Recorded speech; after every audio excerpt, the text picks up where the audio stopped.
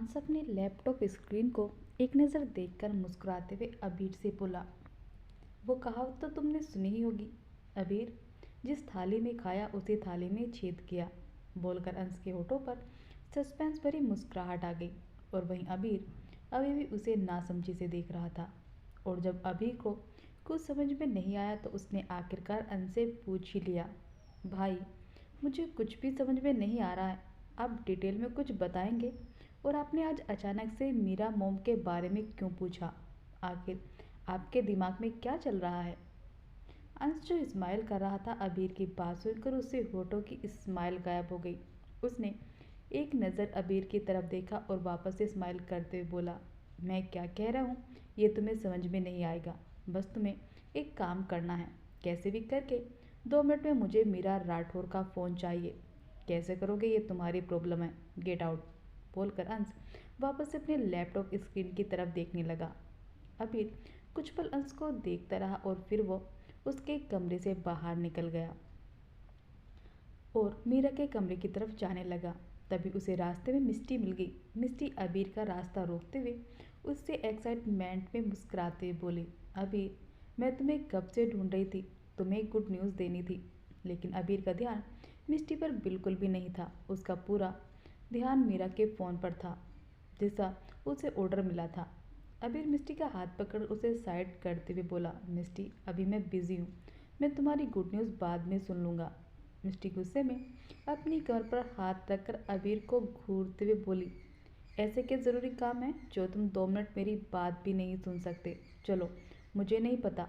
बोलकर मिष्टी ने ज़बरदस्ती अबीर का हाथ पकड़ लिया और उसे वहाँ से ले जाने लगी। अबीर बार बार मिष्टी से बोल रहा था लेकिन मिष्टी भी कम जिद्दी नहीं थी। मिष्टी ने रूम में आकर रूम का डोर अंदर से लॉक कर लिया और अबीर की तरफ पलटते हुए बोली, खबरदार जो तुमने रूम से बाहर कदम बढ़ाया, पहले मेरी गुड न्यूज़ देखो।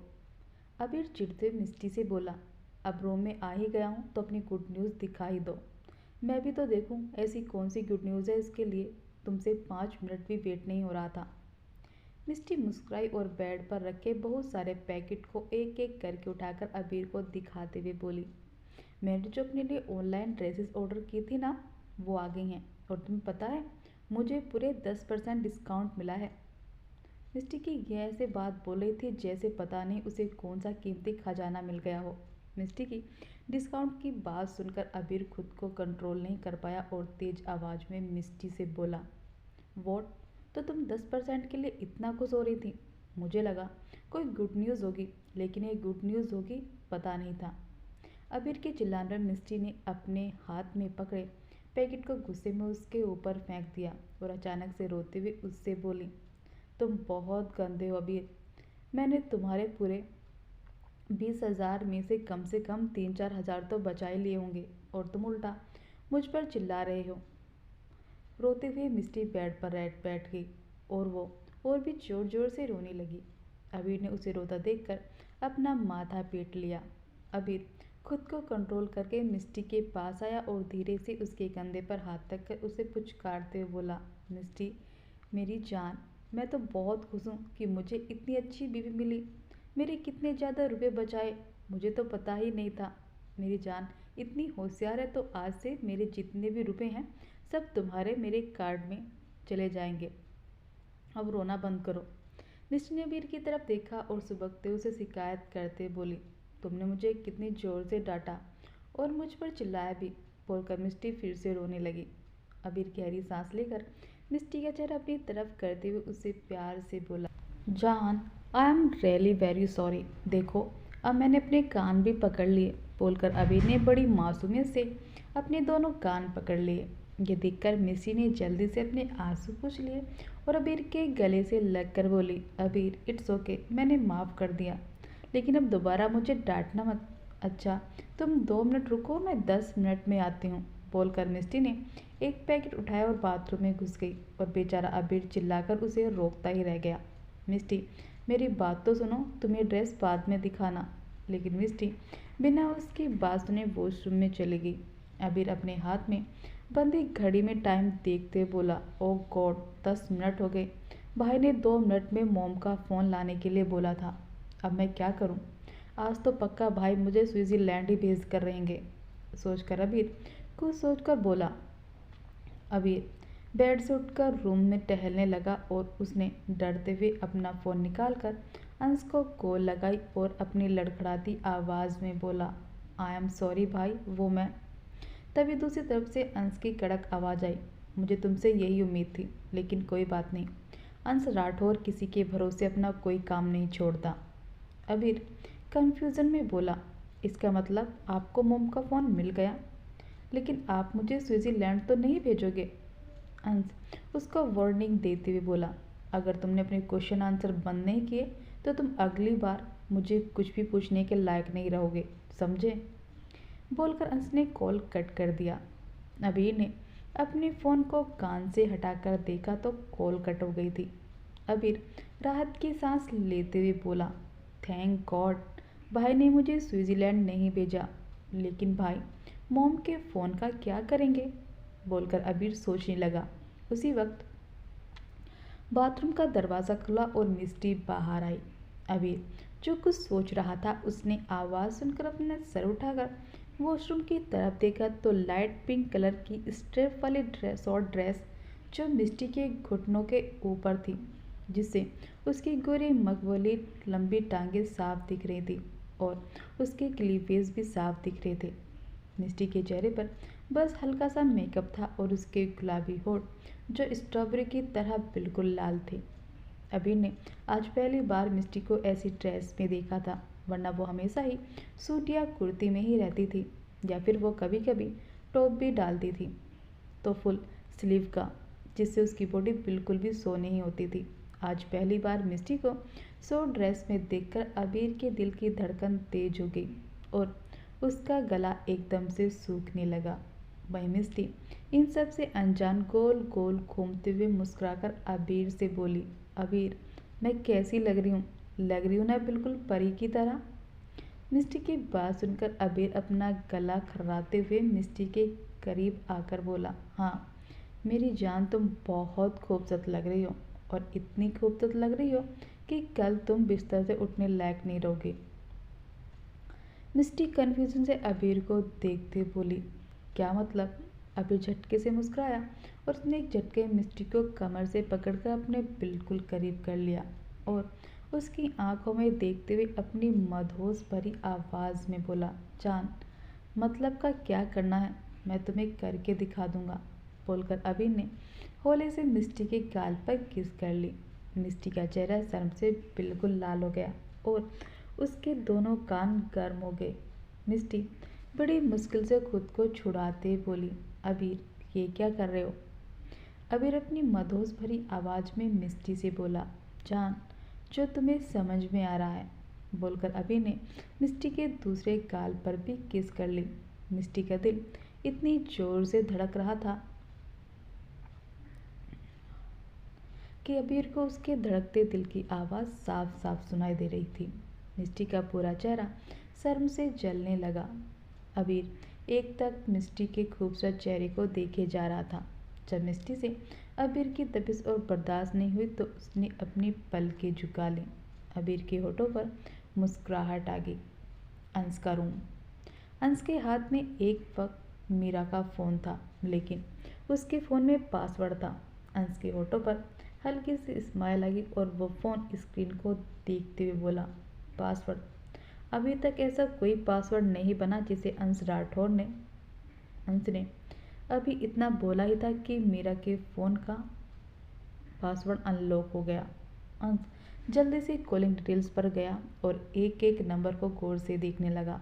तभी एक नंबर को देखकर उसके होठों पर सस्पेंस भरी मुस्कुराहट आ गई और उसने तुरंत उस नंबर को अपने फ़ोन में सेव कर लिया और किसी को कॉल करके कुछ कहा और कॉल डिस्कनेक्ट करके किसी और को कॉल की और उससे भी कुछ कहा और फिर अपने फ़ोन को बंद करके रख दिया और मीरा के फ़ोन को देखते हुए बोला, सॉरी लेकिन अब इस फ़ोन का कोई भी काम नहीं।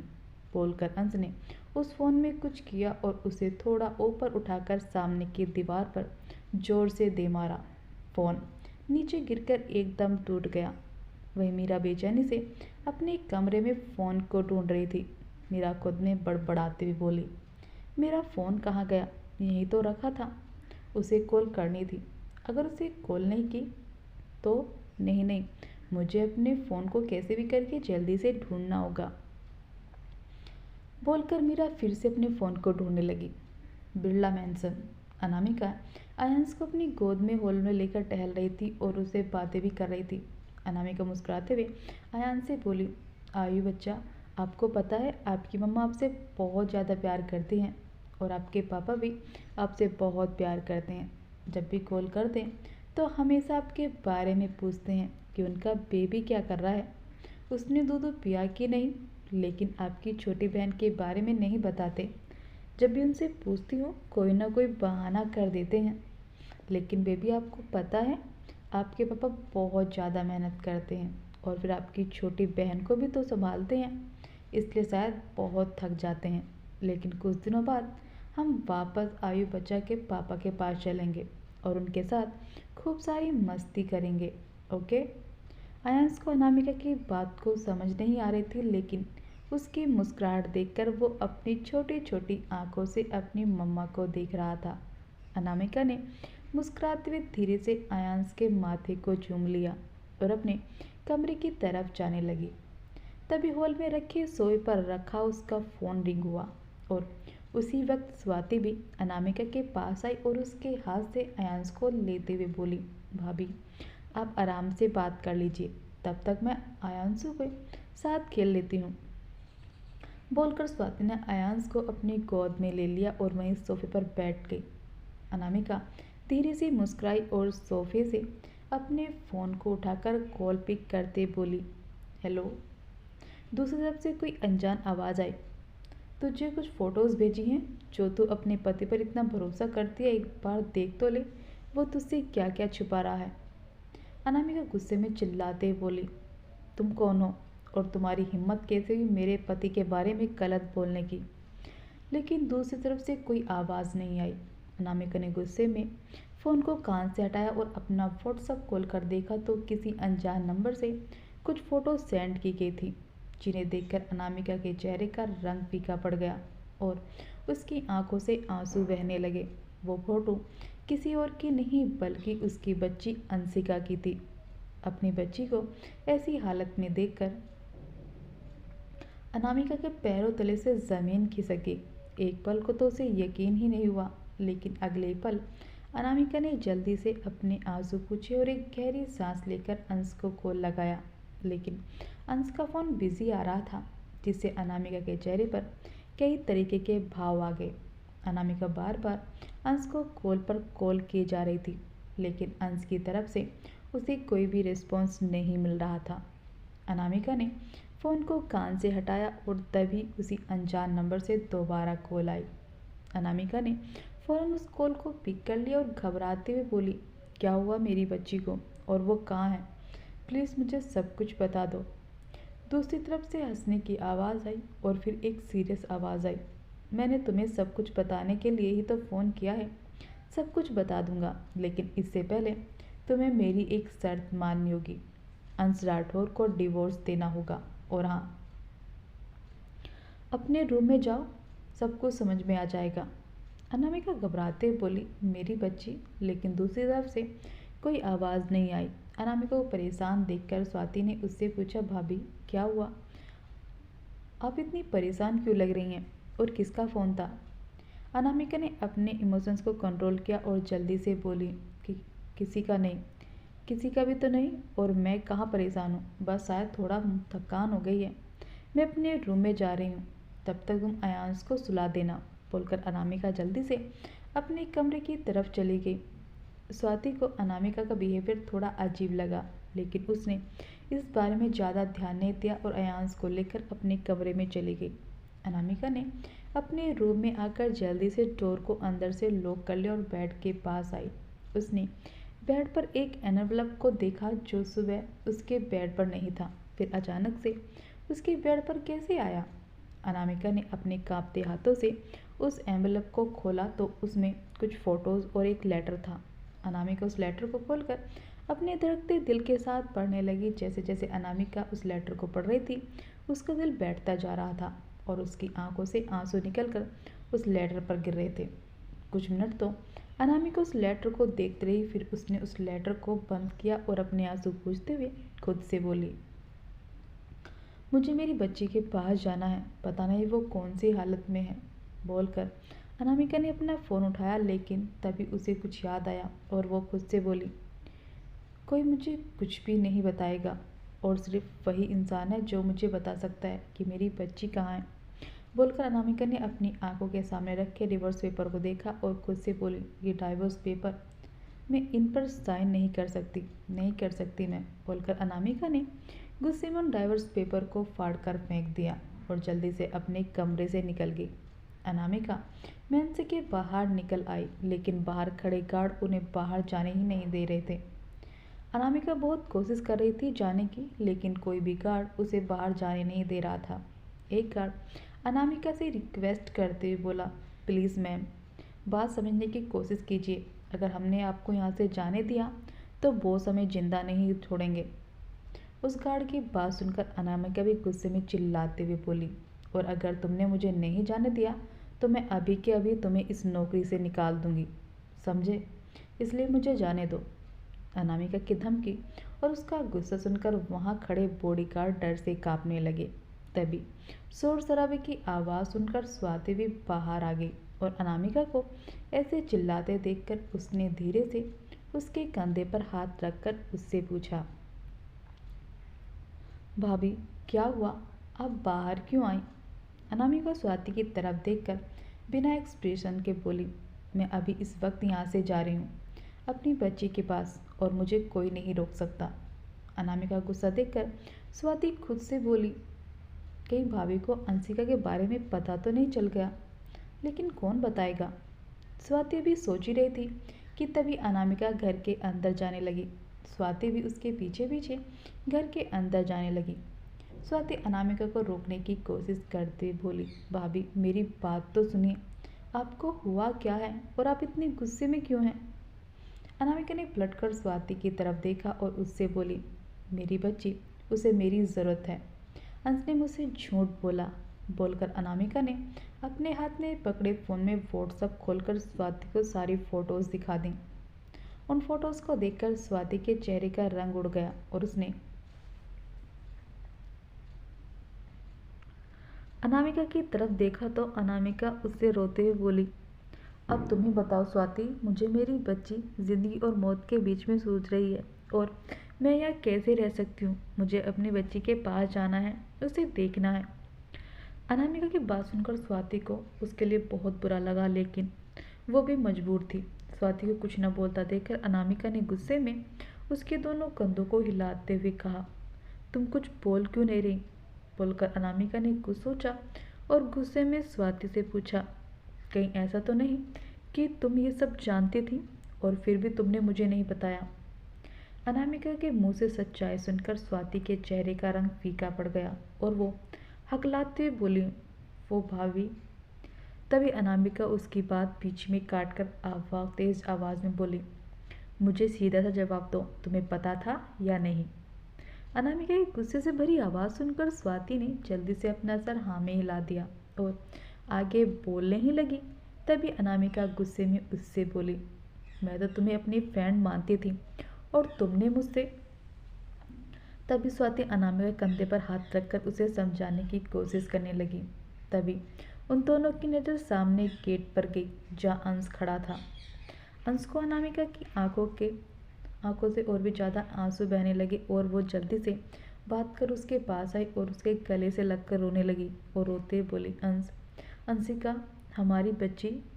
अंश ने अनामिका को अपनी बाहों में भर लिया और उसे शांत करते हुए बोला, स्वीटहार्ट, पहले तुम रोना बंद करो। अनामिका अपने आंसू पोंछते हुए अलग होकर बोली, अंश तुमने मुझसे क्यों छिपाया? मुझे मेरी बच्ची के बारे में बताया क्यों नहीं? मुझे मेरी बच्ची को देखना है अंश, मुझे उसके पास जाना है, अंश बोला। अंश ने कोई जवाब नहीं दिया और अनामिका को अपनी बाहों में उठा लिया और स्वाति से बोला, स्वीटहार्ट के लिए जूस लेकर आओ। स्वाति बोली, जी भाई। बोलकर स्वाति किचन की तरफ जाने लगी।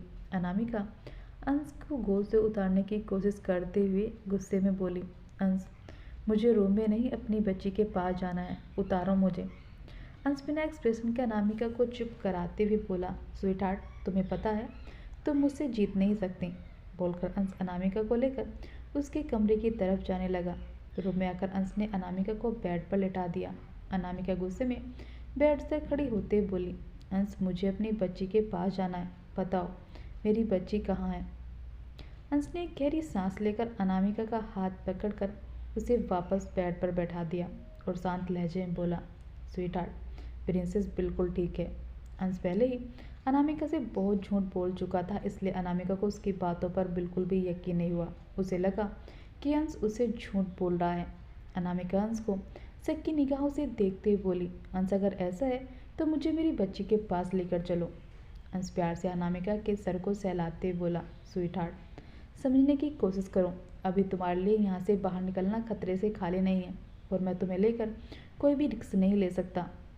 अंश की बात सुनकर अनामिका झट से उसका हाथ पकड़कर उससे बोली, जब तक तुम हो मुझे कुछ नहीं हो सकता अंश, और जब तुम हो मुझे दो मौत के मुंह से निकाल कर ले आए तो इस बार भी अगर कुछ होगा तो तुम हो ना। अनामिका की बात सुनकर अंश कुछ सोचने लगा और फिर अनामिका से बोला, स्वीट हार्ट, ठीक है, मैं अभी आया, तब तक तुम यहाँ से कहीं नहीं जाओगी, ओके। बोलकर अंश बेड से उठकर रूम से बाहर निकल गया और एक तरफ आकर उसने किसी को कॉल किया और कड़क आवाज़ में उससे पूछा, उसका पता चला। दूसरी तरफ से घबराई हुई आवाज़ आई, नो बॉस, अभी तक तो उसका कुछ भी पता नहीं चल रहा, लेकिन आप फिक्र मत कीजिए, हम बहुत जल्द उसे ढूंढ लेंगे। अंश गुस्से में अपने दांत पीसते हुए बोला, और अगर ना ढूंढ सको तो तुम अपनी कब्र खोद लेना। बोलकर अंश ने फ़ोन कट कर दिया और एक और नंबर डायल करके बोला, हॉस्पिटल की सिक्योरिटी को और भी बढ़ा दो, मुझे कोई भी लापरवाही नहीं चाहिए।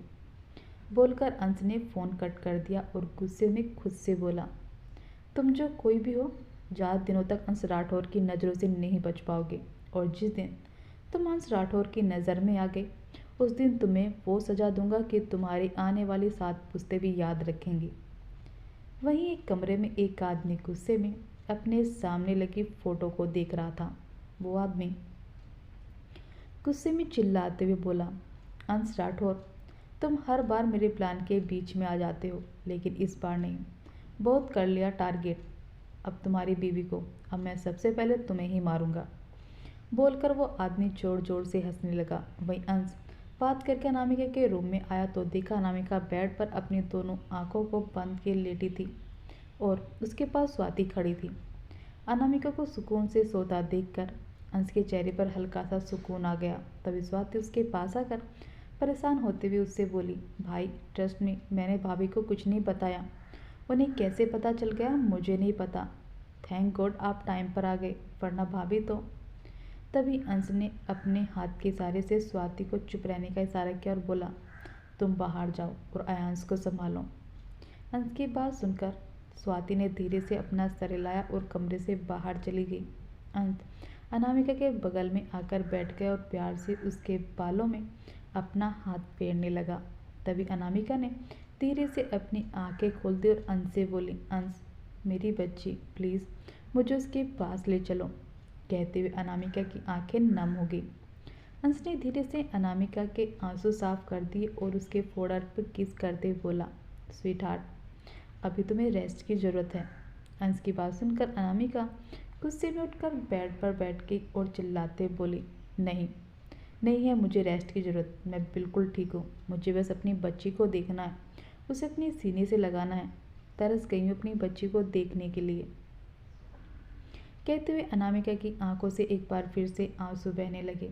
अनामिका रोते हुए आगे बोली, अंश जब भी तुम्हें वीडियो कॉल करती थी इस उम्मीद से कि आज मुझे मेरी बच्ची को देखने को मिलेगी, लेकिन जब तुम ये कह देते थे कि अंशिका सो गई है, मेरा दिल, मेरी उम्मीद सब कुछ टूट जाता था। मन में अजीब अजीब तरीके के ख्याल आने लगते थे, लेकिन मैंने सबको इग्नोर कर दिया। मैंने सोच लिया था इस बार मैं अपना भरोसा तुम पर से नहीं हटने दूंगी, और मैंने नहीं हटने दिया। मैंने तुम्हारी हर बात पर विश्वास किया। बोलकर अनामिका ने अपने आंसू साफ किए और अंश से बोली, मुझे पता है तुमने जो भी किया सिर्फ मेरे लिए किया होगा, लेकिन अंश अब मुझे मेरी बच्ची से दूर मत रखो, नहीं जी पाऊंगी अपने बच्चों के बिना। अंश ने अनामिका को अपने सीने से लगा लिया। अंश की भी आंखें हल्की नम हो गई थी। सच तो ये था कि वो कभी भी नहीं चाहता था कि उसकी स्वीटहार्ट को इन सब के बारे में पता चले। जब वो खुद अपनी बच्ची को उस दर्द में नहीं देख पा रहा था तो अनामिका तो माँ थी, तो वो कैसे अपनी छोटी सी बच्ची को दर्द में देख सकता था। अंश ने अनामिका को खुद से अलग किया और उसकी आंखों से आंसू साफ करने लगा। रोने की वजह से अनामिका का पूरा चेहरा लाल हो गया था। अंश अनामिका की आंखों में देखते हुए बोला, स्वीटहार्ट, मैं तुम्हें प्रिंसेस के पास ले चलूँगा, लेकिन इससे पहले तुम्हें खुद को रेडी करना होगा। बोलकर अंश अनामिका का हाथ पकड़कर उसे वॉशरूम में ले गया और वॉश बेसिन का नल खोलकर उसने टॉवल में से उसका मुंह भिगोया और धीरे धीरे अनामिका का चेहरा उसे साफ करने लगा। अनामिका के गालों पर उसके आंसू के निशान बने हुए थे। अंश का एक हाथ अनामिका के गाल पर था तो दूसरे हाथ वह अनामिका के चेहरे को साफ कर रहा था। वह अनामिका बिना एक्सप्रेशन के उसे देख रही थी। अंश ने टॉवल को एक साइड में रखा और अंश अनामिका का हाथ पकड़कर उसे बाहर लाकर मिरर के सामने ड्रेसिंग टेबल पर बैठा दिया और अनामिका से बोला, स्वीटहार्ट, एक सेकंड। बोलकर अंश ने अनामिका का कबर्ड खोला और उसमें से एक लाइट ग्रीन कलर का सूट निकालकर अनामिका को देते बोला, गो स्वीटहार्ट, कम चेंज क्विकली। अनामिका अंश को मना करते बोली, अंश, मेरा बिल्कुल भी मन नहीं है, मुझे बस अपनी बच्ची को देखना है। अनामिका की बात सुनकर अंश ने अनामिका के दोनों कंधों को पकड़कर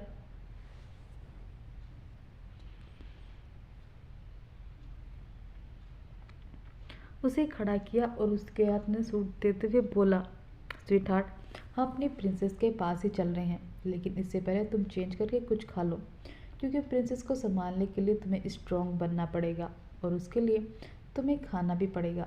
जब तुम ऐसे कमज़ोर पड़ जाओगे तो प्रिंसेस को कौन संभालेगा? इसके लिए तुम्हें पहले स्ट्रॉन्ग बनना पड़ेगा। और रही बात प्रिंसेस की, तो तुम्हारी प्रिंसेस बिल्कुल तुम्हारी तरह है, बहुत जल्द रिकवरी कर रही है और डॉक्टर ने कहा है प्रिंसेस बहुत जल्दी ठीक हो जाएगी। और रही बात तुम्हें ना बताने की, तो तुम जानती हो ना स्वीटहार्ट, तुम्हारा पति कितना बड़ा ज्वेलर्स है और तुम्हारा पति बिल्कुल नहीं चाहता कि उसकी स्वीटहार्ट किसी और के लिए आंसू बहाए। अंश की इस बात पर अनामिका के होठों पर हल्की सी मुस्कुराहट आ गई। अंश ने जानबूझकर अनामिका का मूड सही करने के लिए खुद को ऐसा कहा था। अनामिका जो मुस्कुरा रही थी, अपनी बच्ची के बारे में फिर से याद करके उसकी मुस्कुराहट फीकी पड़ गई और वो अंश से बोली, हमारे बच्चे तो बिल्कुल ठीक हैं, फिर अचानक से अंशिका को क्या हुआ और वो इतनी बीमार कैसे हो गई? अनामिका की बात सुनकर अंश की मुस्कुराहट फीकी पड़ गई और वो अनामिका के कंधे पर हाथ रखकर उससे बोला, नथिंग स्वीटहार्ट, तुम जाकर रेडी हो जाओ। अनामिका ने कुछ नहीं कहा और उस ड्रेस को लेकर वॉशरूम में चली गई। अंश ने एक गहरी सांस ली और कमरे से बाहर निकलकर किचन में आया और ऊपर रैंक में से खाने की प्लेट निकाल कर अंश ने प्लेट में खाने को परोसा और प्लेट उठाकर कमरे में जाने लगा। अंश ने प्लेट को नाइट स्टैंड पर रखा और अनामिका के आने का भी इंतज़ार करने लगा। कुछ मिनट बाद अनामिका वॉशरूम से आई। अंश ने उसका हाथ पकड़कर उसे बेड पर बैठा दिया और खाने की प्लेट से एक बाइट तोड़कर उसने अनामिका के मुंह की तरफ बढ़ाया, लेकिन अनामिका ने धीरे से अपना सर हिला दिया और मना करते बोली, अंश, नहीं, मेरा बिल्कुल भी मन नहीं है। अनामिका की बात अंश ने जबरदस्ती अनामिका के मुंह में उसको बाइट डाल दिया और उसके आंसू साफ करते बोला, स्वीटहार्ट, लेकिन तुम्हें खाना पड़ेगा।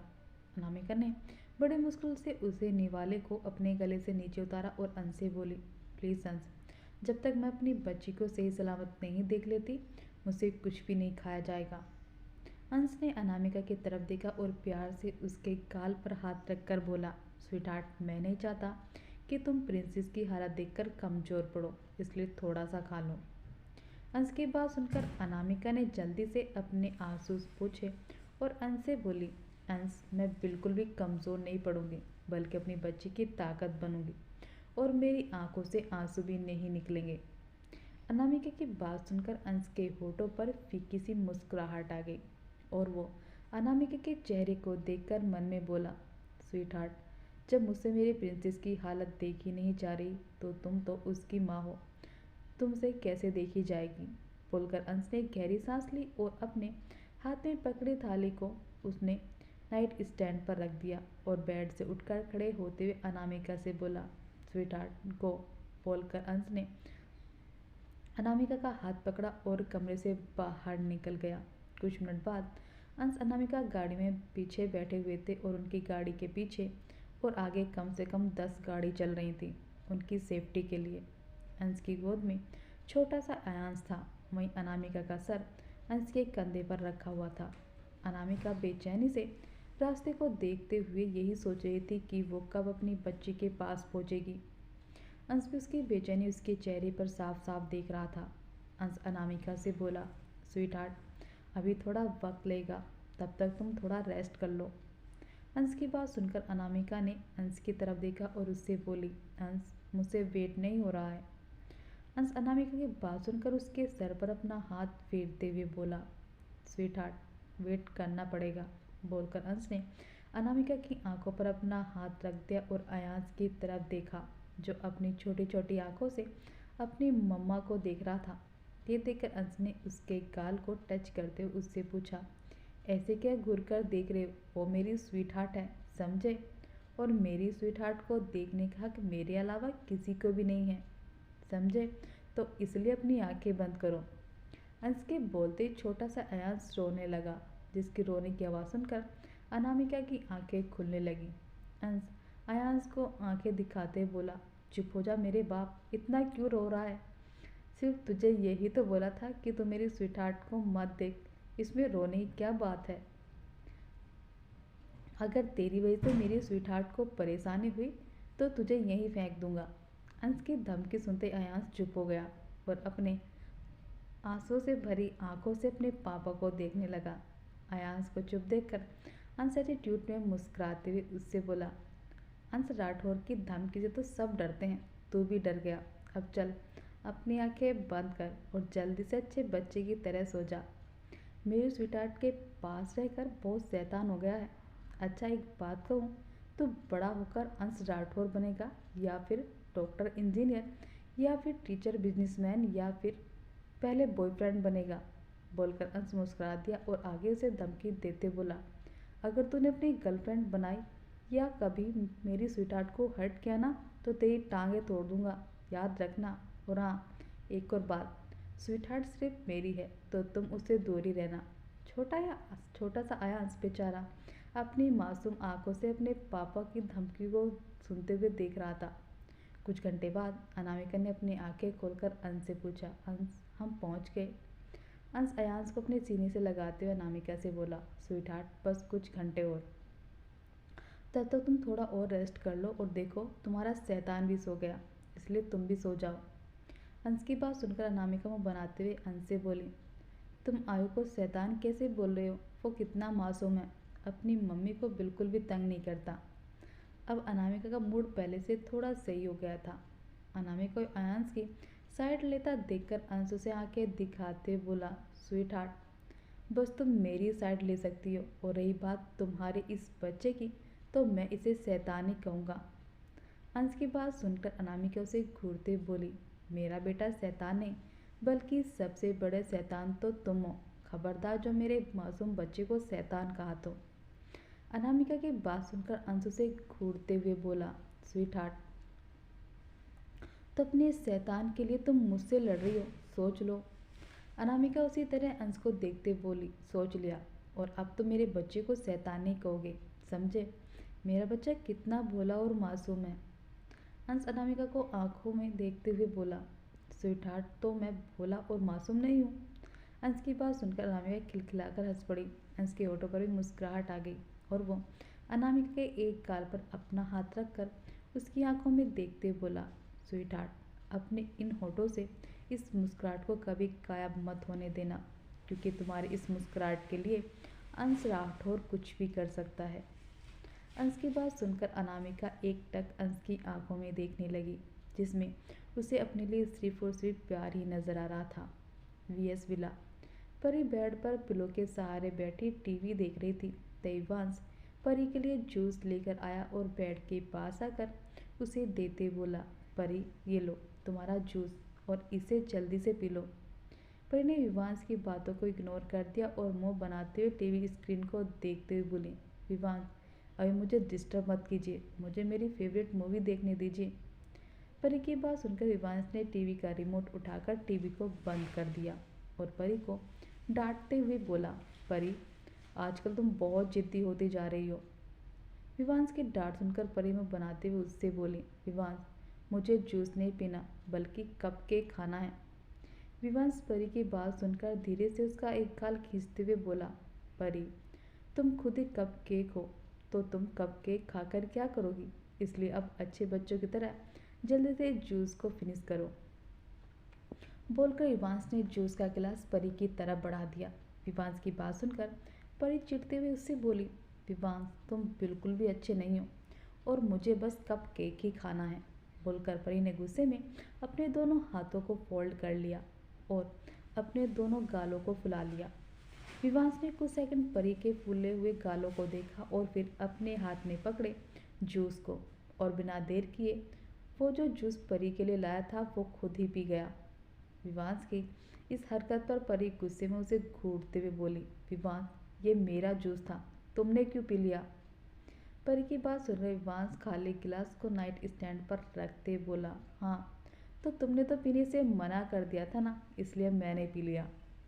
विवांश की बात सुनकर परी गुस्से में बेड से उठकर खड़ी हो गई और विवांश की चेस्ट पर मारते बोली, विवांश आई हेट यू, तुमने मेरा जूस पी लिया।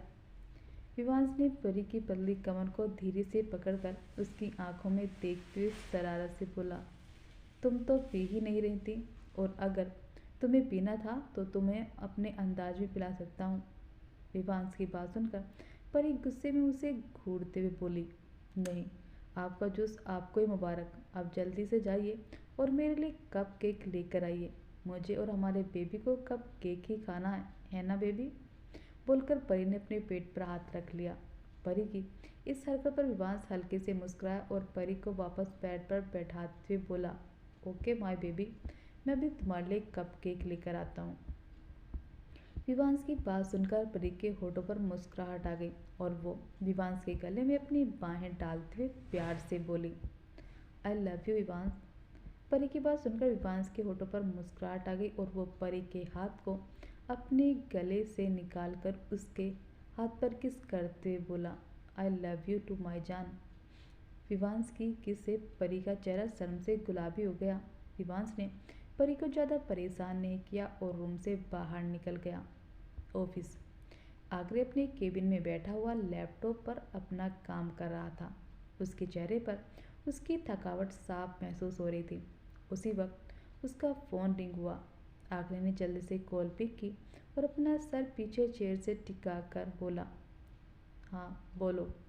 दूसरी तरफ से रागनी की आवाज़ आई, आगरे आप आज घर आ रहे हैं ना, या फिर।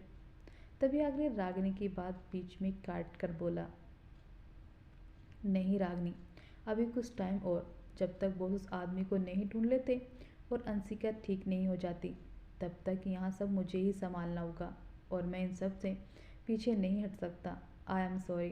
दूसरी तरफ से रागनी की आवाज़ आई, आगरे आप सॉरी क्यों बोल रहे हो, मैंने बस ये जानने के लिए फ़ोन ही किया था और मुझे इससे कोई प्रॉब्लम नहीं है। आप आराम से अपना काम कीजिए, बस अपनी हेल्थ का ध्यान रखिएगा। रागनी की बात सुनकर आगरे के होठों पर हल्की सी मुस्कुराहट आ गई और वो रागनी से बोला, थैंक यू सो मच रागनी, मुझे इतना समझने के लिए और मेरी इतनी केयर करने के लिए। रागनी बोली, मोस्ट वेलकम आगरे, और हाँ बातों के चक्कर में खाना खाना मत भूल जाना, ओके, और हाँ अपना ख्याल रखिएगा। रागनी की बात सुनकर आगरे मुस्कुराते बोला, जो हुक्म मेरी बीवी साहिबा, और तुम भी अपना ख्याल रखना, ठीक है, आई लव यू। रागनी मुस्कुराते बोली, आई लव यू टू, अच्छा मैं रखती हूँ। बोलकर रागनी ने फ़ोन कट कर दिया। अग्रणी मुस्कुराते फ़ोन को कान से हटाया और वापस से अपना काम करने लगा। तभी दोबारा उसका फ़ोन रिंग हुआ। आगे ने फ़ोन उठाकर जैसे ही अपने कान से लगाया तभी दूसरी तरफ से अबीर की आवाज़ आई। भाई और भाभी बस पहुंचने ही वाले हैं, तुम जल्दी से आ जाओ। आगरे बोला ठीक है, बस निकल ही रहा हूँ बोलकर आगरे ने कॉल कट की और गाड़ी की चाबी उठाकर जल्दी से अपने केबिन से बाहर निकल गया। बिरला मैंसन। हर्षित अनामिका से बिरला मैंसन मिलने आया था, लेकिन उसे अनामिका की जगह हॉल में सोफे पर बैठी स्वाति मिली, जो अपने फ़ोन में कुछ देख रही थी। हर्षित ने स्वाति के पास आकर एटीट्यूड में उससे पूछा, छुटकी कहाँ है, कहीं दिखाई नहीं दे रही।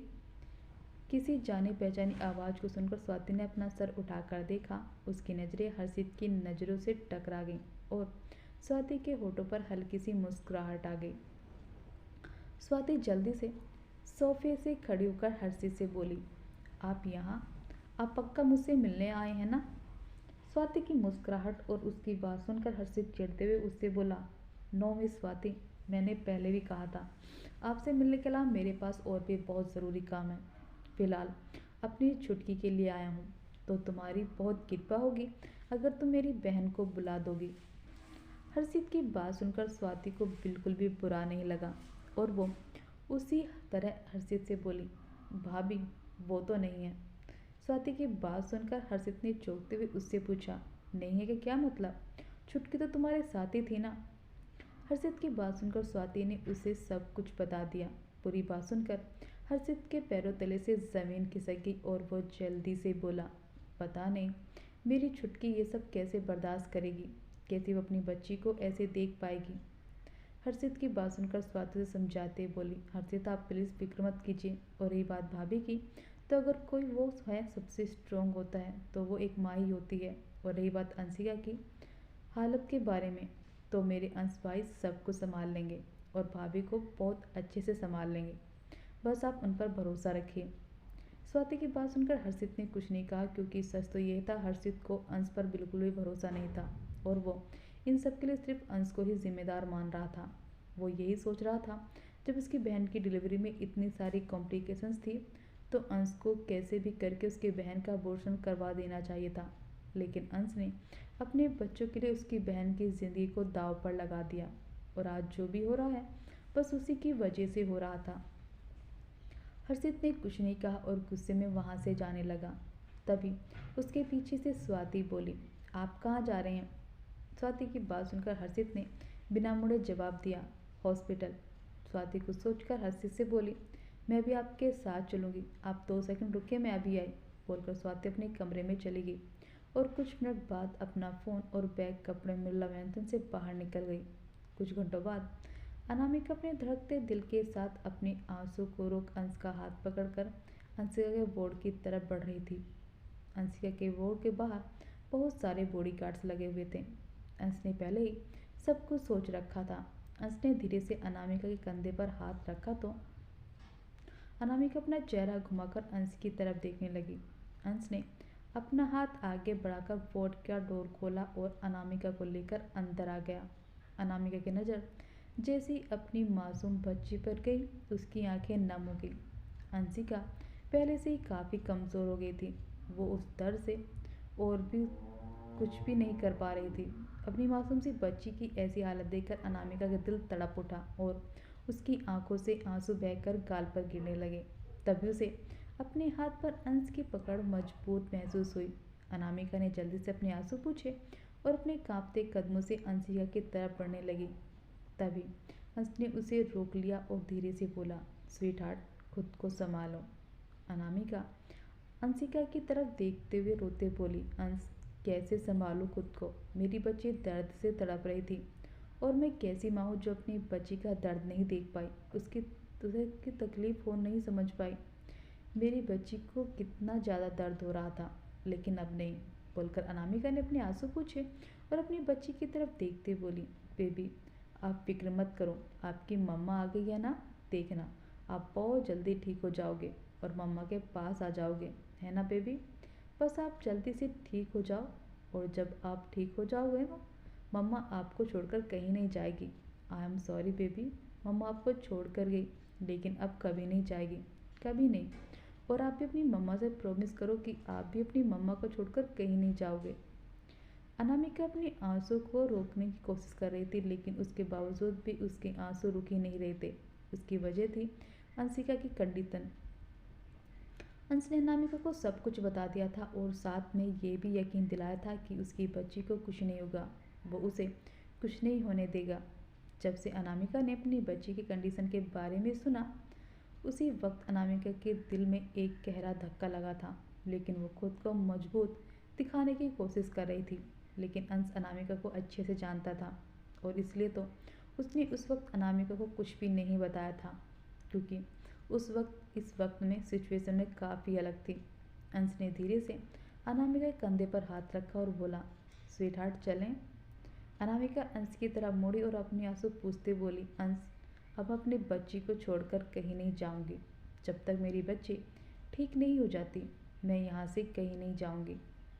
अंश ने अपना हाथ अनामिका के गाल पर रखा और उसे समझाते बोला, स्वीट हार्ट तुम यहाँ रहोगी तो तुम्हारी तबीयत खराब हो जाएगी। अंश की बात सुनकर अनामिका अपनी बच्ची की तरफ देखते हुए बोली, अपने बच्चे से दूर जाकर तो मैं वैसे भी ठीक नहीं रह सकूंगी। बहुत रख लिया आपने बच्ची को अपनी नज़रों से दूर, लेकिन अब नहीं। अंश तुम घर चले जाओ, मैं यहीं अपनी बच्ची के साथ रहूंगी। अनामिका की बात सुनकर अंश उससे बोला, स्वीट हार्ट और तुम्हें लगता है मैं तुम्हारे बिना कहीं जाऊंगा? हम दोनों ही अपनी बच्ची के पास रहेंगे। अंश की बात सुनकर अनामिका अंश के सीने से लग गई। अंश अनामिका के सर को सहलाते हुए बोला, स्वीट हार्ट मैं हूं ना, हमारे प्रिंसेस को और तुम्हें कुछ भी नहीं होने दूंगा। ऐसे ही कुछ दिन और बीत गए। अंश अनामिका पूरा टाइम हॉस्पिटल में अपनी बच्ची के पास रहते थे। अब अंशिका भी थोड़ा थोड़ा ठीक होने लगी थी, लेकिन अभी भी वो पूरी तरह से ठीक नहीं हुई थी। अभी भी वो काफ़ी कमज़ोर और दुबली पतली सी थी। अनामिका सबके सामने तो ये दिखाती कि वो बिल्कुल भी कमज़ोर नहीं पड़ेगी, लेकिन अंदर ही अंदर अपनी बच्ची की हालत देखकर वो कमज़ोर पड़ती जा रही थी। अनामिका का पूरा टाइम अपनी बच्ची के साथ ही रहती थी। अनामिका को भगवान पर शुरू से ही भरोसा था, इसलिए वो वहीं हॉस्पिटल में बने मंदिर में ही रोज़ पूजा करती थी और अपनी बच्ची की सलामती के लिए रोज़ भगवान से प्रार्थना करती ताकि उसकी बच्ची जल्दी ठीक हो जाए। हर दिन कोई ना कोई अंश अनामिका से मिलने हॉस्पिटल में आ जाता था और उन दोनों के लिए खाना भी लेकर आता था। जब तक अनामिका और अंश हॉस्पिटल में अंशिका के पास थे, तब तक अयांश मिस्टी और अबीर के पास था और दोनों ही उसका बहुत ख्याल रख रहे थे। और अयांश के चक्कर में दोनों काफ़ी परेशान भी हो जाते थे, लेकिन दोनों को ही इससे कोई शिकायत नहीं थी। और कभी कभी अगर मिस्टी गुस्से में झुंझला जाती तो अबीर अयांश को उसे उन दोनों को ही संभाल लेता था। और फिर निर्मला जी भी थी अयांश को संभालने के लिए। अबीर के बॉडीगार्ड और उसके कुछ खास आदमी उसी आदमी के पीछे लगे हुए थे, लेकिन उसका अभी कोई अता पता नहीं चला।